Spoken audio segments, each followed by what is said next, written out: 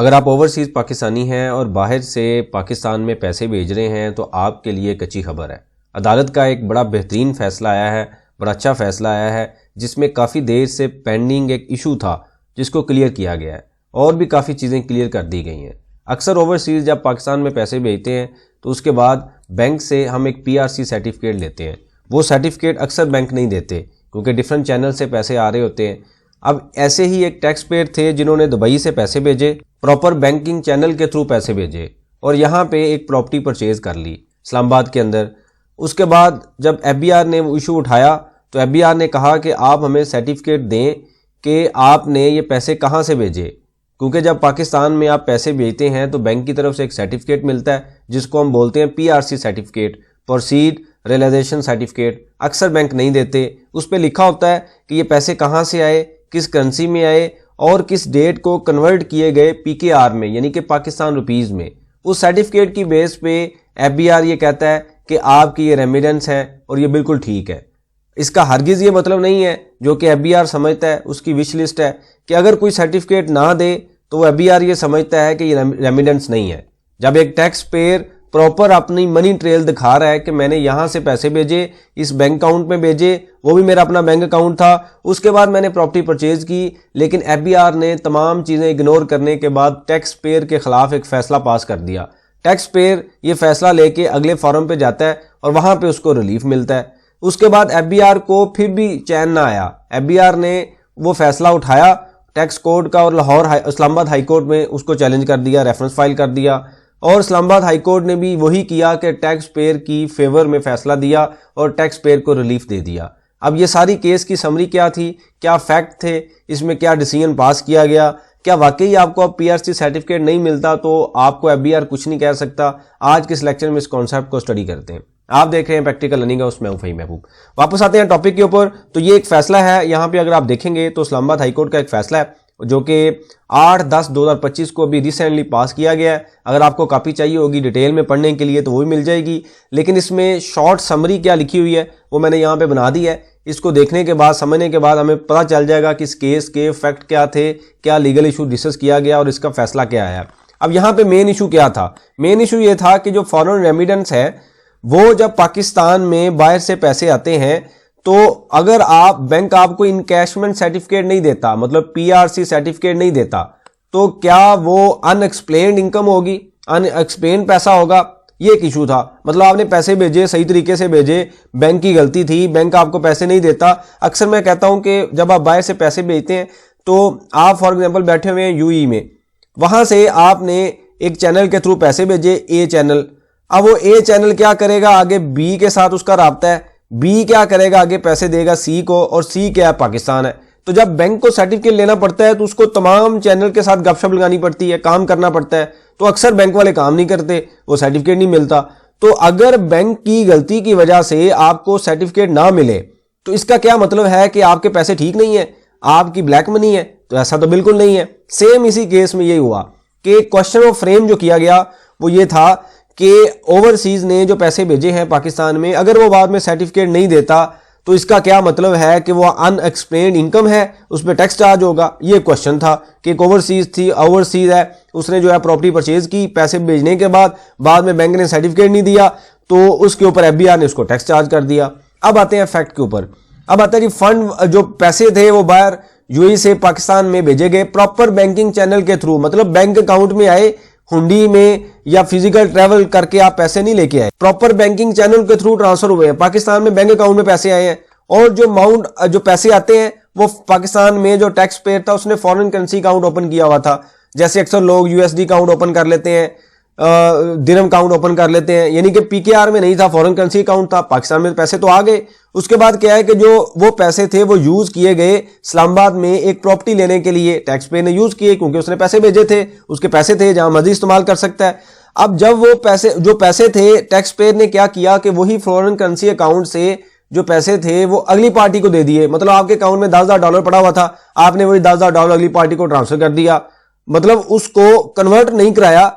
अब एफबीआर ये कहता है जी पहले आप उसको कन्वर्ट कराएं पीकेआर में, उसके बाद आप उसको पैसे दें। अब ये कैसा एक अजीब सा क्वेश्चन था कि मेरे अकाउंट में बाहर से पैसे आए हैं, मैं यूएसडी में आगे किसी को दे दूं, पीकेआर में कन्वर्ट करवा दूं, पैसे तो वही है, जिस मर्जी फॉरम चैनल पे दे दूं। ये ऐसे ही है कि आपने चेक क्यों नहीं दिया, आपने पे ऑर्डर क्यों दे दिया। अब टैक्स पेयर ने क्या किया, अपने उस अकाउंट से पैसे उठाए और ट्रांसफर कर दिए जिस पार्टी को देने थे। हो सकता है वो भी पार्टी कोई फॉरेन नेशनल हो या वो नॉन रेजिडेंट हो, उनके लिए उनका अकाउंट हो यूएसडी का, और उनको लगता हो कि मैं इसको कन्वर्ट कराऊंगा तो मेरा जो रेट है यूएसडी का वो डिफरेंट है। कोई भी रीजन हो सकती है जिसमें टैक्स पेयर का बेनिफिट हो। टैक्स पेयर ने वो पैसे जो है वो बगैर कन्वर्ट कराए उसी फॉरेन करेंसी में जो पैसे थे वो अगली पार्टी को ट्रांसफर कर दिए। अब जो कमिश्नर साहब थे उन्होंने कहा जी आपने जो है मुझे सही तरीके से एक्सप्लेन नहीं किया, क्योंकि आपने मुझे पीआरसी सर्टिफिकेट नहीं दिया, इस वजह से उन्होंने टैक्स डिमांड एक निकाल दी और अनएक्सप्लेन करके कि आपने मुझे सही तरीके से एक्सप्लेन नहीं किया। हालांकि तमाम चीजें सही तरीके से एक्सप्लेन की हुई हैं और सेल्फ एक्सप्लेनेटरी है कि बैंक में पैसे आए हुए हैं, फिर उसको प्रॉपर उन्होंने दिखाया कि बाहर से इस अकाउंट से आए हैं, वो भी उन्होंने सारी चीजें दिखाई। उसके बाद क्या हुआ कि ये फैसला जाता है आगे ATIR टैक्स की कोर्ट में फैसला चला जाता है। मतलब आपको पता है कि जब कमिश्नर ऑर्डर पास करता है तो उसके बाद कमिश्नर अपील के पास जाता है, फिर ATIR टैक्स की एक कोर्ट है वहां पे जाता है। टैक्स की कोर्ट ने जो फैसला था टैक्स पेयर की फेवर में दे दिया। डिपार्टमेंट को फिर भी चैन ना आया, डिपार्टमेंट ने वो फैसला उठाया और लाहौर हाई कोर्ट में जाके अपील कर दी, फाइल कर दिया कि जी ये जो फैसला है टैक्स कोर्ट ने सही नहीं दिया, हमारे मुताबिक ये होना चाहिए। अब आता है जी कोर्ट का एनालिसिस क्या था। जब कोर्ट ने दोनों पार्टी के फैक्ट सुने, बैकग्राउंड सुने और जो क्वेश्चन ऑफ लॉ फ्रेम किया गया था वो देखा, तो कोर्ट ने ये कहा कि भाई जो 111 सेक्शन है जो आप कहते हैं, यानी कि 111 सेक्शन में कहा जाता है कि आपने सही तरीके से एक्सप्लेन नहीं किया, इस वजह से मैं आपको टैक्स चार्ज कर रहा हूं। तो यहां पे तो टैक्स पेयर ने सही तरीके से आपको एक्सप्लेन कर दिया है, बाहर से जहां से पैसे आए और बैंक अकाउंट में जो पैसे आए सारी आपको चीजें दे तो दी हैं, और आपको क्या एक्सप्लेनेशन चाहिए। उसके बाद ये कहा जाता है जो सेक्शन 114(4) है ये मैंडेटरी नहीं है, ये हमें एक ऑटोमेटिक एक कैलकुलेशन बताता है कि अगर कंडीशन मीट हो रही है, यानी कि वो कंडीशन में, ये एक टेक्निकल टर्म्स थी जो कि कोर्ट ने यूज की हैं। और फिर तीसरे नंबर पे क्या आता है कि कोई प्रोविजन अवेलेबल नहीं है लॉ में कि आप जो फॉरेन रेमिडेंस है उसको कन्वर्ट कराएं पीकेआर में। कन्वर्जन है, अब एक टैक्स पेयर का अकाउंट ही फॉरेन करेंसी में है तो उसने पैसे बाहर अपने अकाउंट में भेजे और बाद में उसी अकाउंट से आगे ट्रांसफर करा दिए, तो कहां पे लॉ है, कोई लॉ अवेलेबल नहीं है।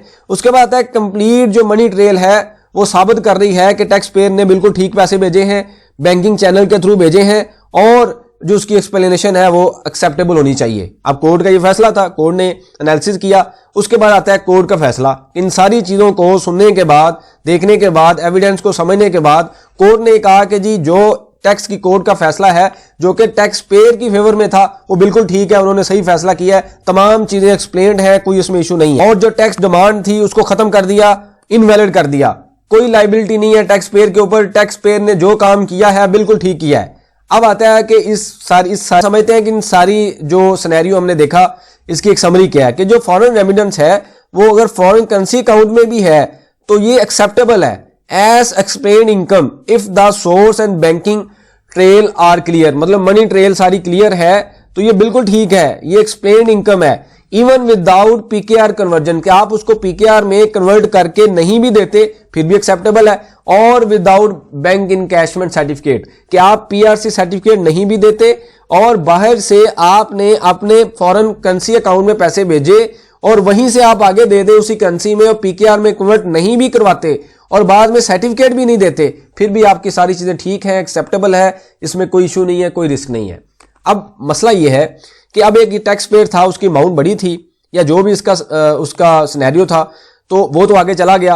अब एक आम टैक्स पेयर है जिसने साल के 5 से 10 मिलियन, 50 लाख, 60 लाख पैसे पाकिस्तान में भेजने हैं। अगर उनके साथ ये सब कुछ किया जाए कि पहले उसको एक नोटिस आए, उसके बाद वो उसका रिप्लाई करे, एक्सप्लेन करे, फिर जो है डीसी साहब ऑर्डर पास कर दें, उसके बाद वो आगे चला जाए, तो क्या एक बंदा जो तमाम चीजें सही तरीके से लीगली अपने अकाउंट में भेज रहा है और उसको वो चीजें बैंक की तरफ से नहीं मिलती, सर्टिफिकेट नहीं मिलता, हालांकि उसने साबित कर दिया कि मेरी तमाम चीजें यहां से आ रही हैं, मैं वहां पे बिजनेस कर रहा हूं, जॉब कर रहा हूं, कुछ भी कर रहा हूं, ये मेरी सारी वहां की डिटेल है, लेकिन इन्होंने नहीं समझा और ऑर्डर पास कर दिया कि आम बंदा जो पैसे भेज रहा है ये तमाम फॉर्म यूज कर सकता है। जाहिर सी बात है इन तमाम फॉर्म को यूज करने के लिए आपके पास टाइम होना चाहिए, आप कोई लीगल कंसल्टेंट हायर करेंगे जो आपके बिहाफ पे फाइट करेगा। मतलब आपने अपने सही पैसों को साबित करने के लिए फिर एक कॉस्ट लगानी है जो कि टाइम की फॉर्म में भी है, पैसे की फॉर्म में भी है। अब इतना आगे कौन जाएगा? जाहिर सी बात है, कोई अमाउंट बड़ी होगी तो टैक्स पेयर आगे जाएगा। जिसकी अमाउंट हो ही 50-60 लाख रुपया, तो वो ऑलरेडी उसने बेचारे ने थोड़े पैसे भेजे हैं और उसके बाद फिर दोबारा वो पैसे देगा, अपना केस फाइट करेगा।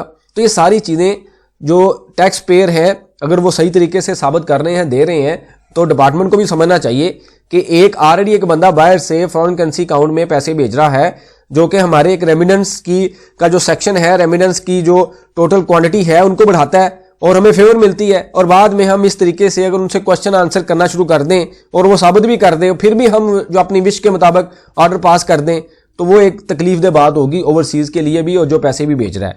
तो ये एक बड़ा अच्छा फैसला है। अगर आपको चाहिए तो आप मुझे बता दीजिए, जो डिस्क्रिप्शन बॉक्स है वहां पे मैं एक लिंक मेंशन कर देता हूं, वहां से आपको ये फैसला मिल जाएगा। इसके अलावा कोई भी आपकी सजेशन हो, क्वेश्चन हो, आप मेंशन कीजिए, इसके ऊपर हम डिस्कशन करेंगे ताकि जो लर्निंग का प्रोसेस है कंटिन्यू रहे। बहुत शुक्रिया, जज़ाकल्लाह।